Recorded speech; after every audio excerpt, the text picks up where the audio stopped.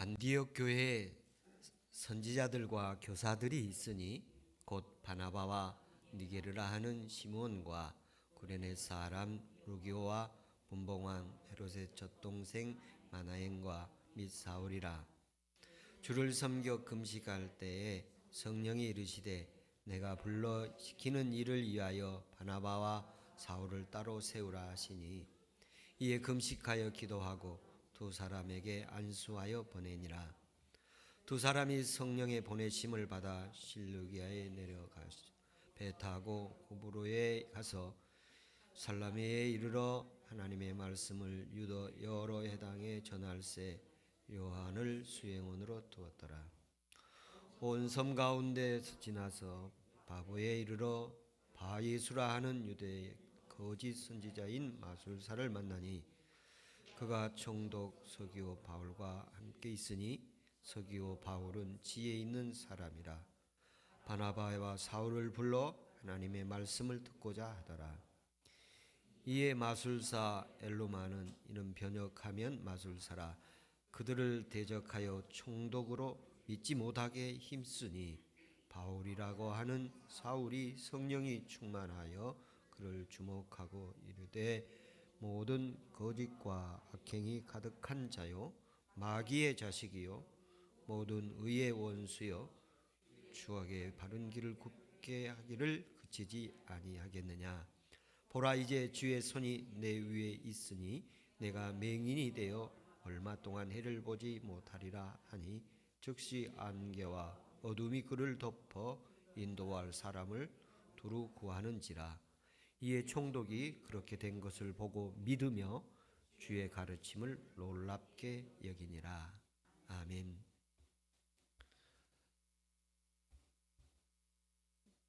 오늘은 사도행전 13장 1절부터 12절 말씀을 함께 보았습니다.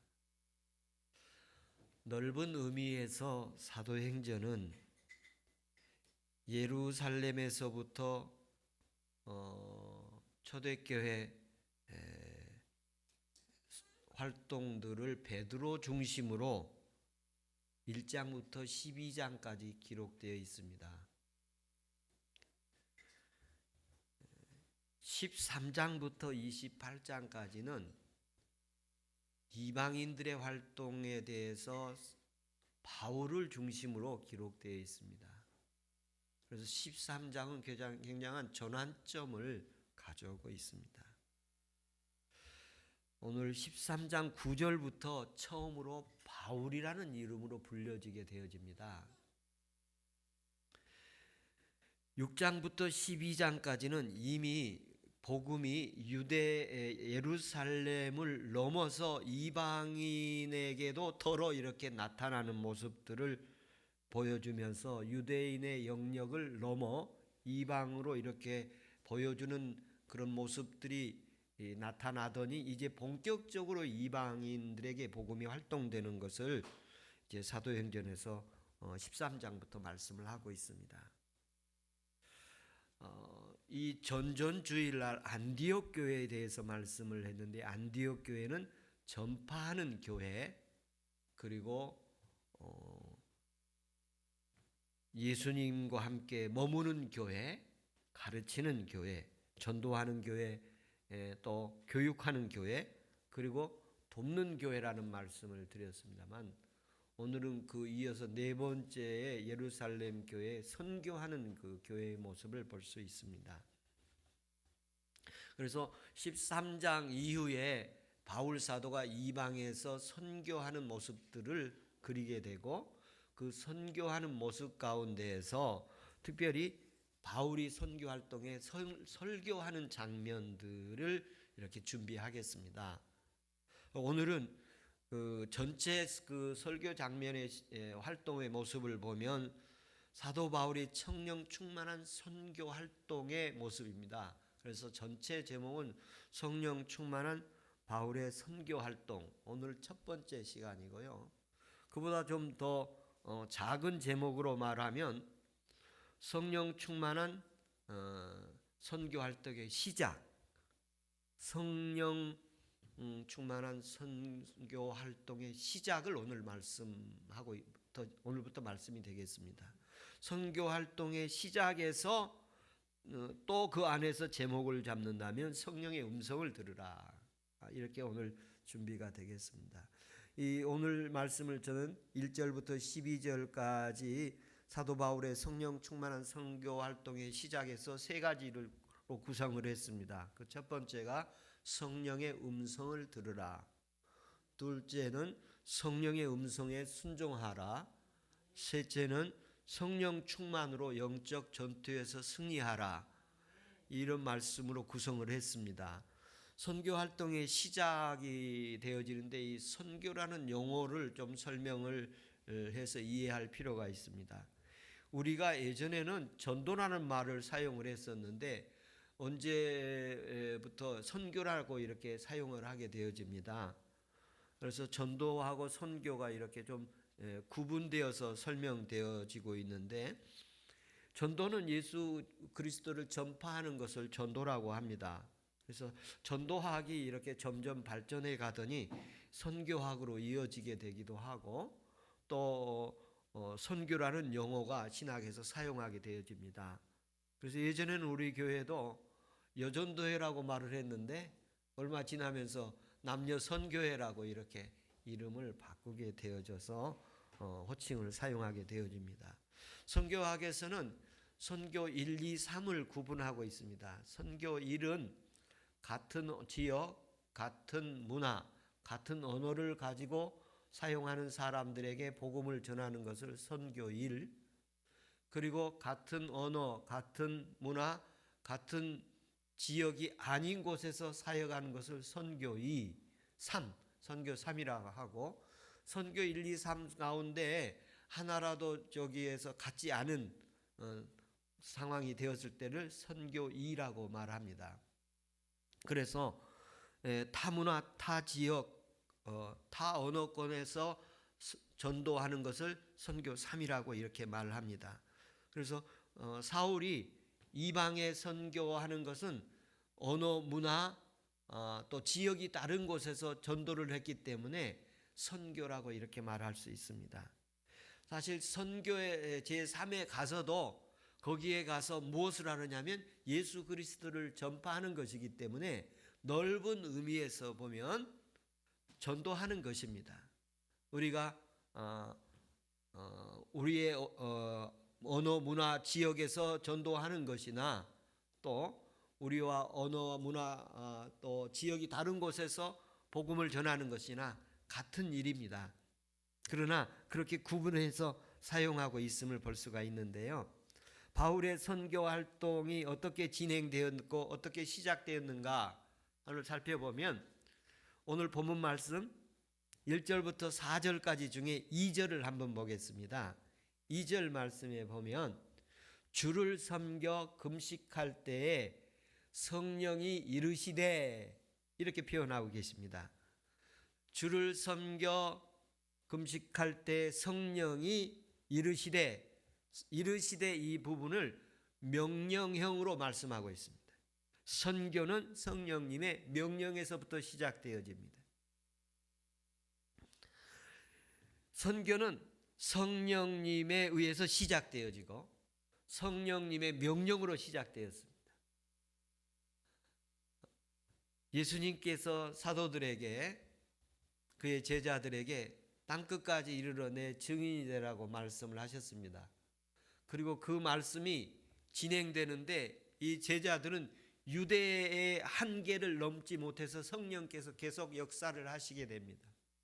그리고 오늘 사도행전 13장 안디옥 교회에 대해서 말씀하면서 성령이 명령을 하십니다.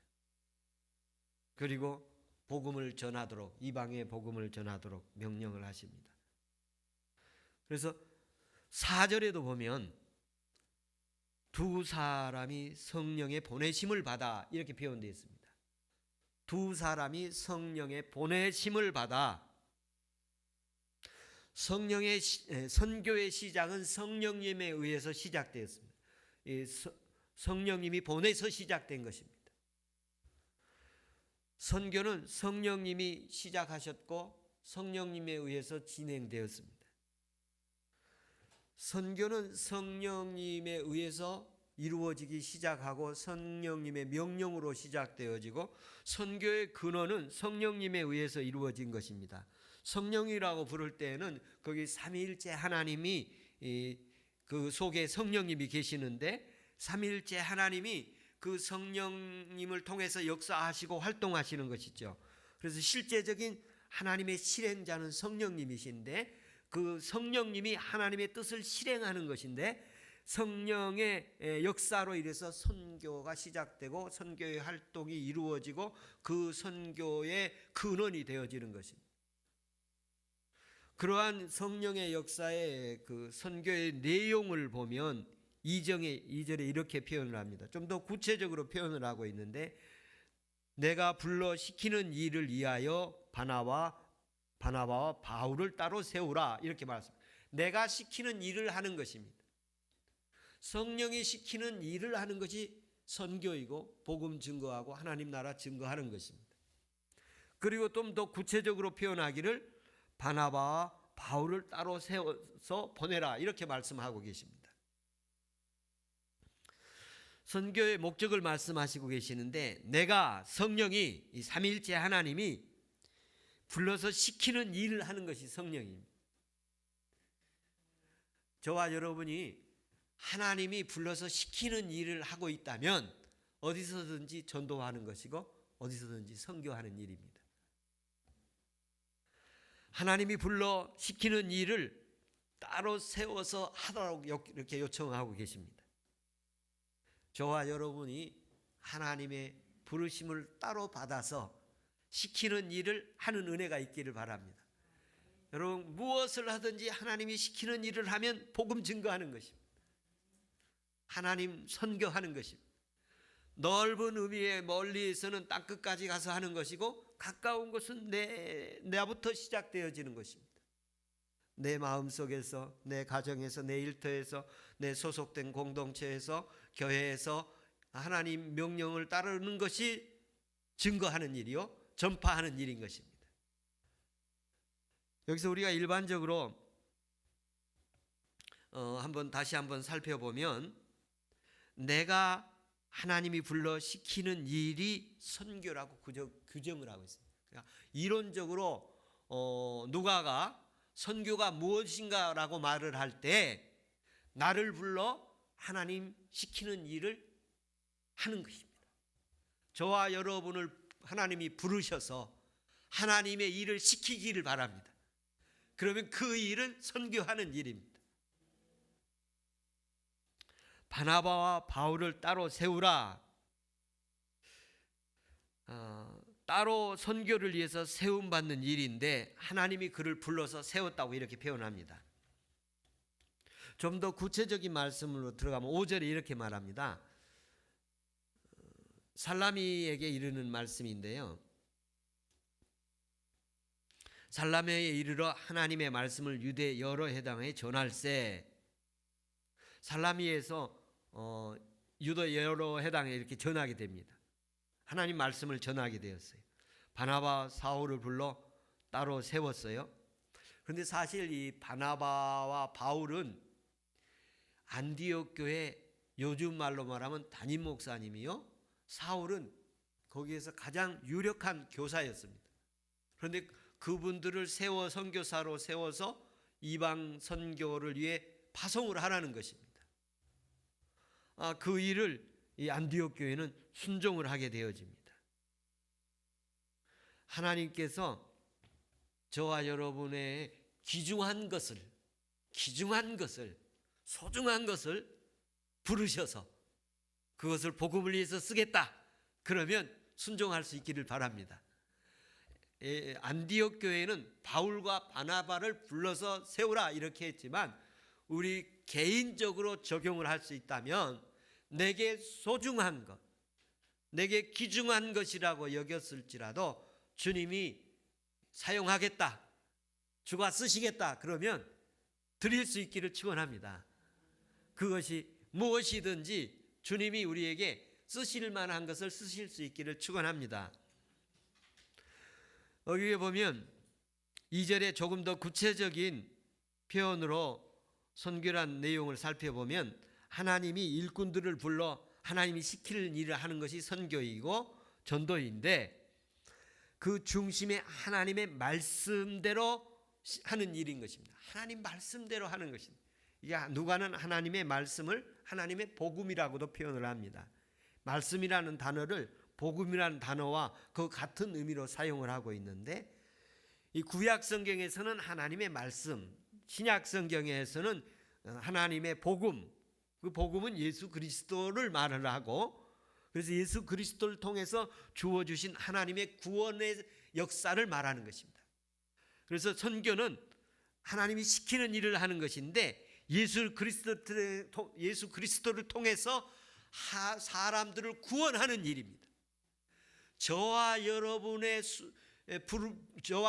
불러서 하나님이 사람들의 영혼을 구원하는 일에 귀하게 쓰임받게 되기를 축원합니다.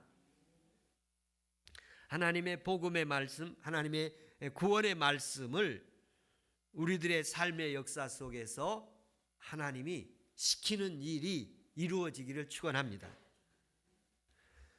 저와 여러분의 삶의 여정 속에서 선교의 도구로 쓰임 받기를 축원합니다. 복음 증거하는 도구가 되기를 축원합니다. 안디옥 교회는 하나님의 복음 증거하는 일에 쓰임 받게 되는 시작이 되었습니다. 선교의 시작이 되었고 거기에 성령의 명령이 있었습니다. 저와 여러분의 하나님 이렇게 오늘 예배 드리러 오셨지 않습니까? 여기에 선교적 명령이 있기를 축원합니다. 두 번째 말씀은 성령의 명령에 순종하라는 말씀입니다.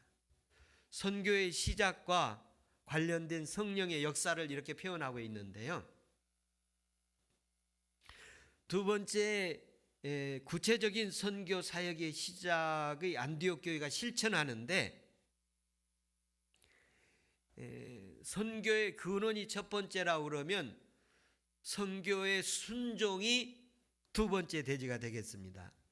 2절 말씀을 다시 보면 성령이 이르시되 하는 성령의 음성이 어떤 상황에서 나오냐 하면 주를 섬겨 금식할 때 나왔습니다. 그러니까 성령의 명령이 언제 들어왔느냐 하면 주를 섬길 때 나왔습니다. 금식할 때 나왔습니다. 여기 주를 섬겨라는 말이 핵심 동사인데 구약에서는 이 주를 섬겨서 사용할 때에 제사장들이 업무를 수행할 때 사용하는 동사입니다. 제사장들이 주를 섬기는 직무가 뭐냐 하면 제물을 잡아서 하나님께 제사를 드리는 일을 직무로 삼았습니다. 그러면 신약에서는 이 제사장의 직무를 무엇으로 보느냐 하면 예배로 보고 있습니다. 오늘날 모든 사람들은 하나님 앞에 제사를 드릴 수 있는, 예배를 드릴 수 있는 산 제물이 되어서 우리가 하나님께 산 제물이 되어 제사를 드리고 있습니다. 이것이 영적 예배인데 이 예배 가운데서 성령의 음성이 있기를 바랍니다. 주를 섬겨 금식하며 기도할 때에 성령이 이르시되라고 말씀을 하신 것처럼 오는 구약에서는 제사장이 직무를 수행할 때에 주의 음성이 있었는데 신약에 와서는 어느 때 주의 음성이 있느냐면 예배할 때 주의 음성이 있습니다. 특별히 그리스도 안에서 하나님 앞에 기도할 수 있고 직접 이렇게 예배당에서 예배할 수 있고 그리고 하나님의 말씀을 이렇게 직접 들을 수 있는 것은 과거의 제사장들이 하던 일입니다. 그리고 오늘날 우리가 그리스도 안에서 하나님 앞에 짓고 누구든지 하나님을 직접 아버지라고 부르며 기도할 수 있고 성경을 통해서 하나님 말씀을 직접 들을 수 있고 그리고 하나님을 직접 찬양할 수 있고 하나님 말씀을 직접 우리가 전할 수 있는 것은 우리에게 하나님께서 제사장의 직분, 선지자의 직분, 만왕의 직분을 주셨기 때문에 우리가 그 일이 가능한 것입니다. 오늘 예배를 통해서 우리가 하나님 말씀을, 이 예배 속에는 찬양도 있고 기도도 있고 말씀도 있고 또 금식 기도도 있고 뭐 여러 가지가 있습니다만, 그 가운데 설교 중에 주의 음성이 있기를 축원합니다. 성령의 음성이 있기를 축원합니다. 어떤 사람은 사람의 말로 받았으나 데살로니가 교회는 주의 음성으로 받았습니다. 여러분, 오늘 예배하면서 여러 모습을 보고 듣게 될 것입니다만 이거 하나는 놓치지 말아야 되는데, 하나님으로부터 주의 음성이 있기를 축원합니다. 성령의 음성이 있기를 바랍니다. 주를 섬겨라고 할 때는 예배 가운데서 성령이 말씀하시는 것을 말합니다. 예배 속에서 성령의 음성을 듣기를 축원합니다. 예배도 어떤 자세를 가지고 예배 드리느냐 중요합니다. 안디옥 교회는 기도하며 금식 기도하며 예배를 드렸다고 말합니다. 주를 경외하는 모습이 기도하는 마음, 두렵고 떨림으로 예배를 준비하는 모습을 보여주십니다. 저와 여러분의 예배 속에 하나님께 언제나 영화로운 예배, 하나님을 이름을 영광스럽게 하는 예배가 되기를 축원합니다. 하나님을 두렵고 떨림으로, 그리고 금식하며 기도하는 마음으로, 주를 경외하는 마음으로, 주의 영광을 보고 싶은 마음 간절함으로 기도하는 곳에 성령의 음성이 있을 줄로 믿습니다. 오늘날 예배자들이 배워야 할 부분 가운데 하나인 것으로 보여집니다. 예배가 쉽고 간단하고 짧고 또 편리하는 것으로 많이 갔어요. 많이 갔습니다. 그러나 예배의 본질은 주를 경외함에 있습니다. 편리함이 좀 부족하더라도, 또는 어떤 프로그램이 다양하지 않더라도, 찬송이 아주 아름답지 못하더라도 찬송 속에 진심이 있어야 하고, 기도가 매끄럽지 못하더라도 그 기도 속에 절절한 애절함이 있어야 하고, 진심이 담겨야 하고, 그리고 말씀이 우둔함과 또는 아주 스피치가 능수능란하지 못하더라도, 언변이 없더라도 그곳에 성령의 역사가 있어야 할 줄로 믿습니다. 이런 모습을 볼 때 예배 속에 주를 경외하고 섬기는 모습이 담겨져서 성령의 음성이 들리기를 축원합니다. 오늘날 우리에게 적용한다면 설교자나 예배자나 예배 속에서 성령의 음성을 듣고 위로받고, 성령의 음성을 통해서 치유되고 회복되고 부흥이 일어나기를 축원합니다. 목사가 설교하는 말씀이 지식적인 말씀이 아니라 하나님의 음성, 성령의 음성이 되는 은혜가 있기를 간절히 소망합니다. 둘째는 성령의 음성을 들은 후에 3절에 보면 금식하며 기도하고 두 사람에게 안수하여 보내니라. 두 사람에게 안수하여 보냈다. 성령의 음성을 듣고 순종하는데 금식하고 기도하고, 그러니까 은혜를 받고 나서 성령의 음성을 듣고 나서도 금식하고 기도했어요. 계속해서 기도하고 금식하고 이런 모습이 있어요.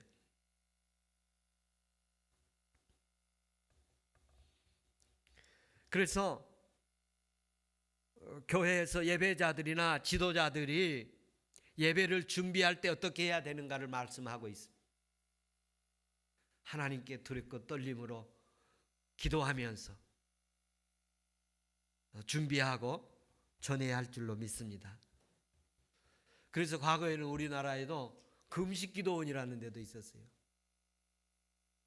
제가 아는 그곳에 요나 영성원도 3일 동안 단식을 합니다. 물도 마시지 않고 3일 동안 이렇게 하는 것도 있습니다.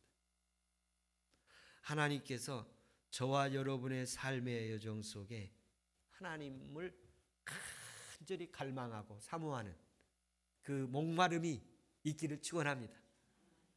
하나님 만나고 싶고 하나님 보고 싶고 주의 음성 듣고 싶은 그런 마음이 간절하기를 축원합니다. 오늘 또 주님이 보여주시고 만져주시고 오늘 또 먹여주시고 들려주시고 체험되어진 은혜가 있기를 축원합니다. 성령의 음성을 듣고 바나바와 바울을 따로 세워 선교사로 보내라고 합니다. 이것을 순종하는 일이 결코 쉽지 않았습니다. 그 교회 담임 목사이요 또 유력한 교사인 그 부분을 이제 따로 세워서 선교사로 보내는 그런 명령을 성령으로부터 받고 순종을 하게 되어집니다. 바울과 바나바를 통해서 교회가 굉장히 부흥됐지 않습니까? 그런데 그분들을 세워서 다시 선교사로 보내라는 이런 모습입니다. 오늘 우리에게도 선교에 동참하려면 귀한 것 희생해야 됨을 보여주고 있습니다. 귀한 것, 남는 것을 드리는 것이 아니라 이렇게 그 어떤 부분에 여유 있어서 드리는 게 아닙니다. 선교에 동참하는 사람들 보면 없는 중에 하는 것이고 또 자기의 귀중한 것을 드리는 것입니다. 하나님의 은혜가 있어서 저와 여러분의 후손 대대로 선교하는 가문 되기를 축원하고 선교하는 교회 되기를 바랍니다. 이 땅의 가장 건강한 교회는 전도하는 교회예요. 선교하는 교회입니다. 기도하는 교회이고 기도해서 뭐 하느냐? 하나님의 은혜를 입고 그리고 선교하는 것입니다. 우리가 매주 또 매주 중에 과거에 전도하고 그랬던 일들을 우리가 다시 회복할 수 있는 은혜가 있기를 축원합니다. 세 번째로 이런 선교 현장을 우리가 가게 되면 어떤 일이 일어나느냐면 오늘 6절부터 12절까지 보면 영적 전투가 일어나는 영적 전쟁을 치르는 장면을 볼 수가 있습니다. 구브로 섬에 갔을 때 총독 서기오라는 바울이라는 사람을 만나게 되는데 그에게 하나님 말씀 전하려고 하니까 마술사 엘루마가 아주 방해를 합니다. 6절에 보면 예수의 아들 바예수라는 바는 아들이라는 말이거든요. 예수의 아들이라는 유대인의 거짓 선지자가 있습니다. 그 당시에 마술사라 하면 대부분이 어떤 자문관 정도 하는 사람입니다. 그러니까 오늘도 총독의 자문관 정도 역할을 하고 있는 사람이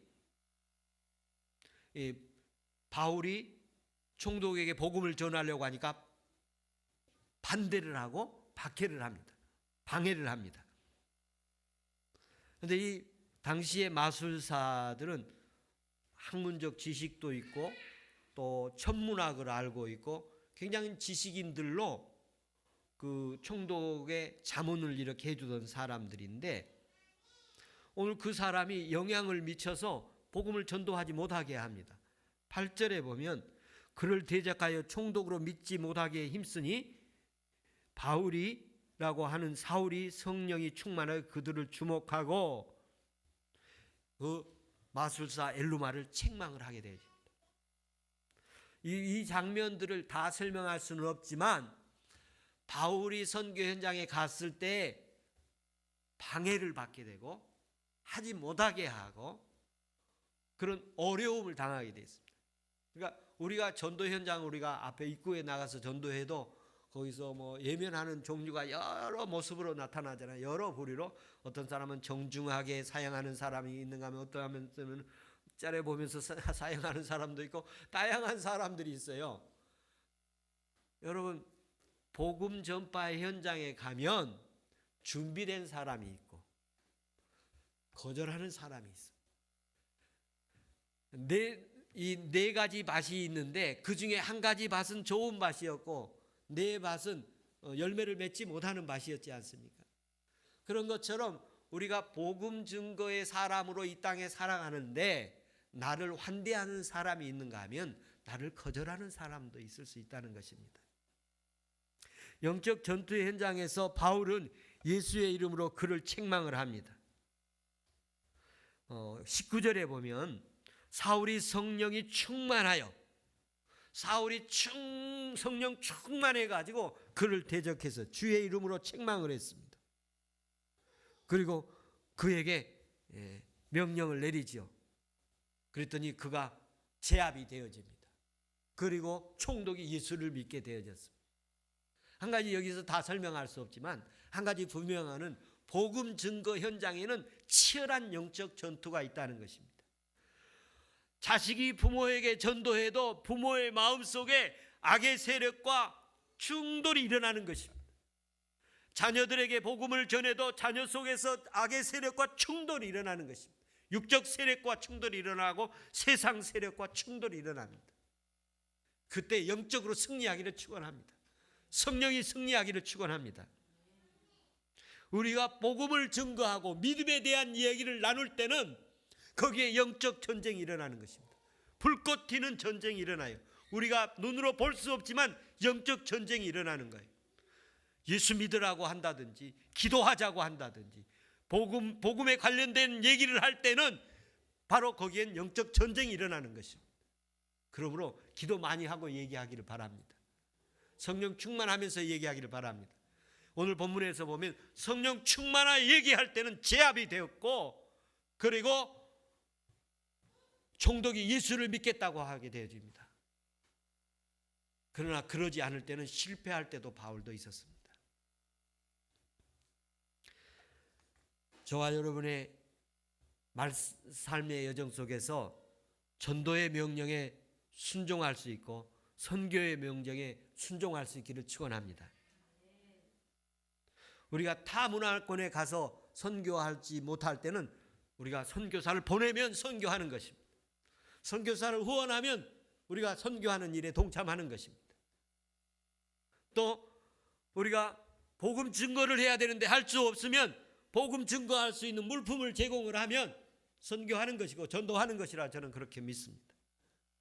물질로도 선교하고 기도로도 선교와 동참을 하고 또 우리의 몸이 직접 가서 선교를 하는 전도를 하는 현장에 하나님의 역사가 있기를 축원합니다. 한 가지 우리가 기억해야 할 줄로 믿습니다.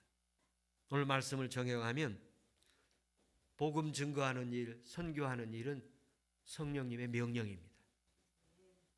우리 성령의 명령을 들을 수 있기를 바랍니다. 성령의 음성을 들을 수 있기를 바랍니다.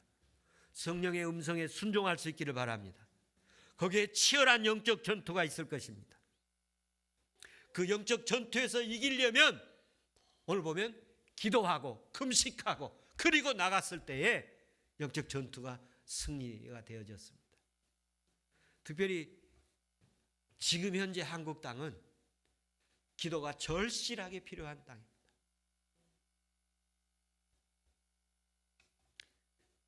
예전에는 복음 증거하는 일에 복음을 전하면 아이들이 저절로 따라오고 반응이 매우 좋았습니다만 요즘 복음을 전하면 반응이 아주 험악해졌습니다.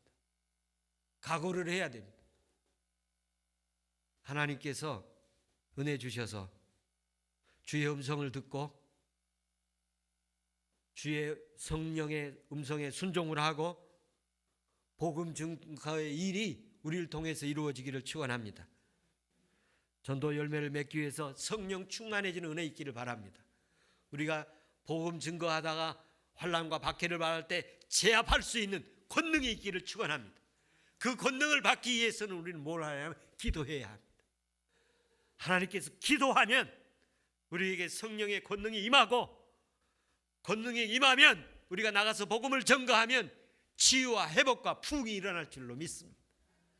하나님께서 우리가 가졌던 이전의 그리스도에 대한 처음 사랑 회복되기를 바라고 또 우리의 다시 열정이 일어나기를 바라고 사명이 회복되기를 바라고 주를 위해서 찬양이 절로 나오고 또 우리가 마음이 하나님의 성령이 충만하고 기쁨이 넘쳐서 항상 할렐루야 감사합니다 하나님 감사합니다 감사가 회복되고 할렐루야가 회복되고 아멘이 회복되는 은혜가 있기를 축원합니다. 이를 위해서 기도하고 금식하며 기도하고 하나님을 두렵고 떨림으로 예배하고 주님 앞에 산 제물이 되어지는 은혜들이 있기를 축원합니다. 기도하겠습니다.